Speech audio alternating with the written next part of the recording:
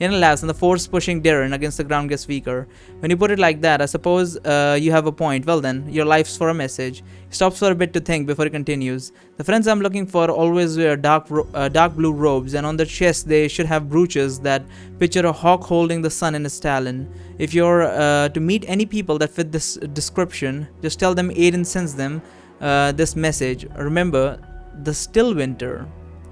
And if they ask me what that means, they won't. No matter what who you meet, as long as they fit the description I gave you, they'll understand the message perfectly. I feel like we're gonna get attacked the moment we say, remember the still winter. Alright. Okay then, consider it done. Perfect. Aiden leaves Darren from his spell and turns to leave. I won't let you leave this place, Darren says, and slowly gets back up. Surely you must be kidding me. Aiden tells him, but just grab his fucking face and stop him from talking, bro. If I let you go now, you will only hurt more innocent people. It'll cost you no matter... I'll stop you no matter the cost. I see down and you put me in a difficult position since I already made an even trade with Barry over there. I can't just kill you now, since it would violate the terms of our trade agreement. Silence. Darren rushes towards the Stillwater and slashes fiercely towards his neck. Aiden dodges effortlessly. We should have stepped in to stop him somehow. Seriously, you could just grabbed him, even like fucking bitch slap you or something. Darren rushes towards the Stillwater and slashes fiercely toward his neck.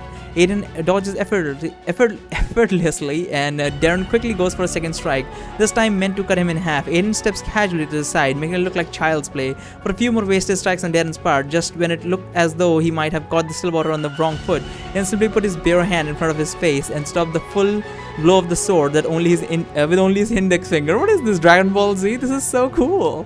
No, Darren says as he couldn't believe his eyes. I tire of this, says Aiden as he makes a gesture with his other hand. In less than a second, Darren drops to the ground like a log, his armor making a loud clank as he hits the rocky soil below. No, I shout. I only put him to sleep, the Stillwater says. He'll wake up in a few minutes. He turns to leave. Oh, and don't worry about looking for my friends. I'm sure you'll be meeting them soon enough. He smiles again and then he heads towards the wood. I mean, I'm guessing he means as in if they ever detect, the Stillwater's magic on Darren, because he used a lot of force on Darren.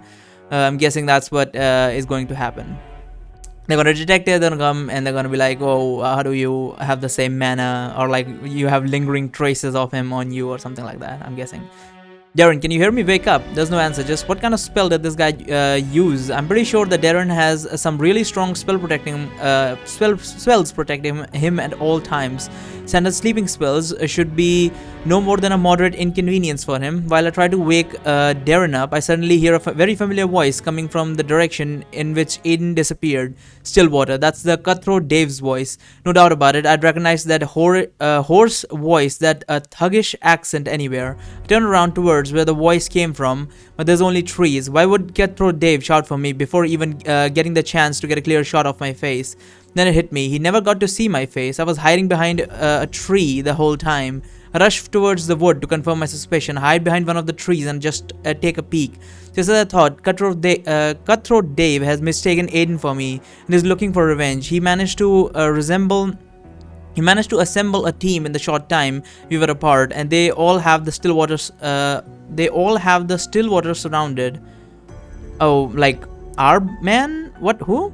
The sad part is that Dave looks like a well-bred gentleman compared to his new colleagues. Some of them look and smell like they haven't washed for months. I guess birds of feather really do flock together. I've been looking for you, Stillwater, Dave says. I've been tracking your footsteps since yesterday. I told you would meet again. No one can run or hide from Cutthroat Dave. I'm afraid you're mistaken, my good man, says Aiden, smiling. I'm quite sure I've never seen you before in my life. Oh, he mistaken Aiden for this guy. Holy shit, then that is very good for us. Hey, I'm sure of that too. You'd have needed to open your eyes in order to see me. All Cutthroat's Dave men suddenly burst into laughter at the same time. They're laughing loudly and vulgarly, probably in an attempt to intimidate their victim, just like a group of school bullies. Aiden's expression does not change. He continues to smile pleasantly. Don't think you can fool me by changing your voice a little. I'm too smart for that. I recognize that arrogant tone of yours anyway. Where's your healer friend? Did he leave you here to rot after you saved his skin? Are you perhaps asking of the healer in the armor? If that's the case, then he's right there past these trees. Ha, nice try, Stillwater. That intimidating trick of yours ain't gonna work on me twice in a row. Turns toward his esteemed colleagues. Men, ready your swords, pull out your knives. This is what we came here for. Today we write our names in history. Today we become legends. Cutthroat Dave's men all give out a roar as they raise their hands holding their weapons in the air. Aiden's smiles has widened. His expression is similar to what it was before he smashed Darren into the ground. He's enjoying this. They're going to get massacred. Good. Fewer enemies for us to worry about. Nobody deserves such a gruesome fate. Not even Cutthroat Dave. No, fewer enemies is good for us. He's probably going to be mad at us, but it's better Cutthroat Dave is gone for us. There's no reason for me to pity the likes of Cutthroat Dave. If I save his neck here, he's most definitely going to attack me next. If I defeat him and then leave him alive, he's just going to go on a rampage and kill innocent people. A few more dead thugs in the world won't make any difference.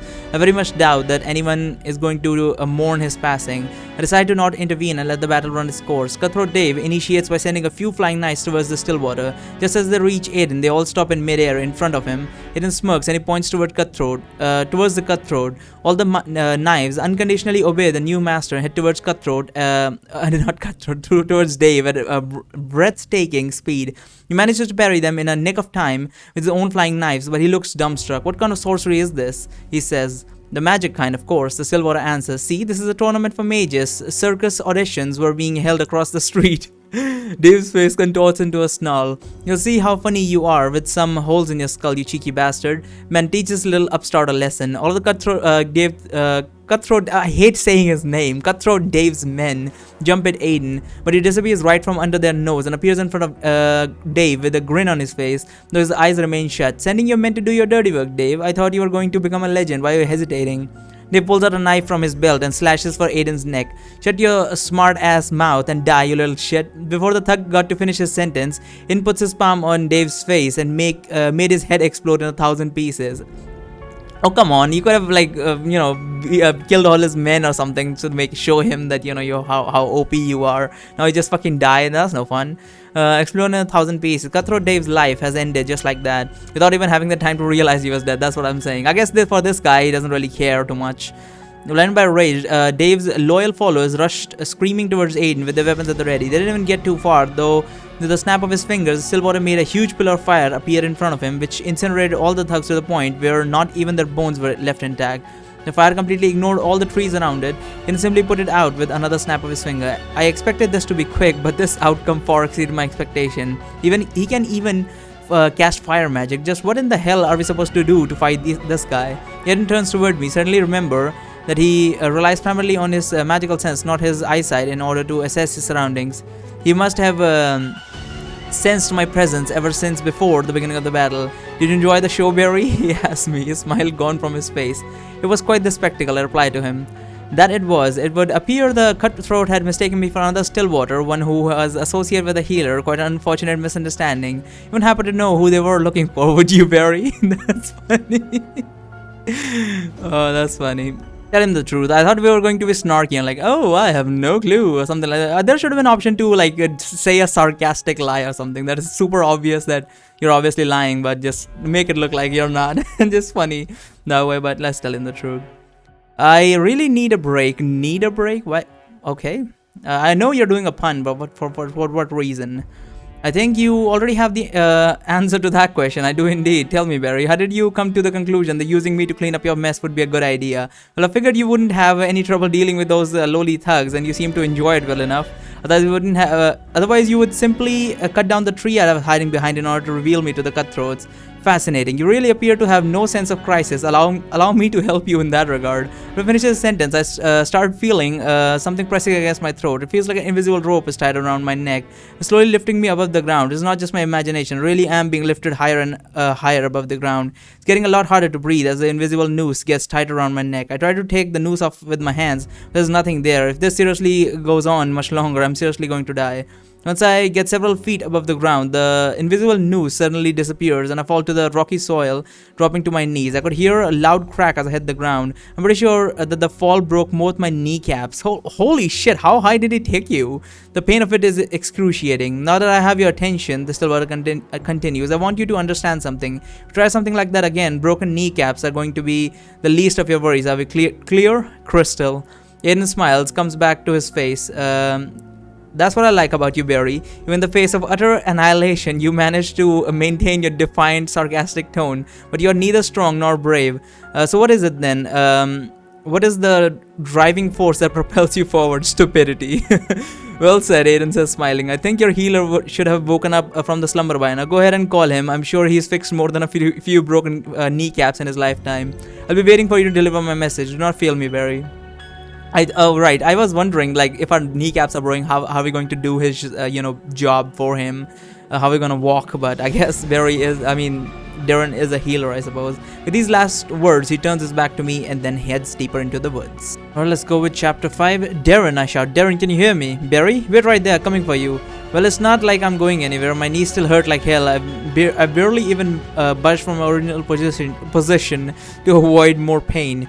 Aiden sure did a number on me. Barry, what happened? Darren says when he sees me. Oh, not much. Just a little parting gift from our mutual friend, Aiden, says Darren while clenching his fist. He casts a healing spell on me and I suddenly get enveloped in a warm, soothing light. The pain leaves me completely and I manage to get back on my feet with no difficulty. Always knew there were healing spells like this, but witnessing one of them firsthand is something else. Most healers I've met in my lifetime could barely even heal light bruises or ankle sprains. Where's the Stillwater? Gone. I just saw him kill Cutthroat Dave along with a whole crew of henchmen. Turns out he can cast fire magic, combustive magic, and teleportation without even breaking a sweat. Aiden got upset because Cutthroat Dave mistook him for me and I took advantage of the situation. Ha, serves him right. But how did I end up unconscious on the ground? You mean you don't remember? He just waved his hand casually and put you to sleep. What? That can't be. I have so much protection against sleep spells that I should be almost immune. At the very least, I should be able to keep my consciousness. And what was that about him using fire magic? I'm pretty sure he used air magic on me when we first met him. Normally, it takes an entire lifetime to master even a single element. Maybe he has some artifacts that help me. No, maybe he's older than he looks. Yeah, that could be the case. Maybe he's older than he looks. Darren pauses a bit to ponder on my question. You might be onto something there, Barry. Darren tells me. When I fought him, he could anticipate every one of my moves and he didn't even bother to use magic to avoid my first few strikes. Most battle-hardened warriors would have had a hard time dodging even the first slash of my sword. I'm not sure how we could have figured out what his real age is, however. Maybe we could ask him. Ask him, have you lost your senses?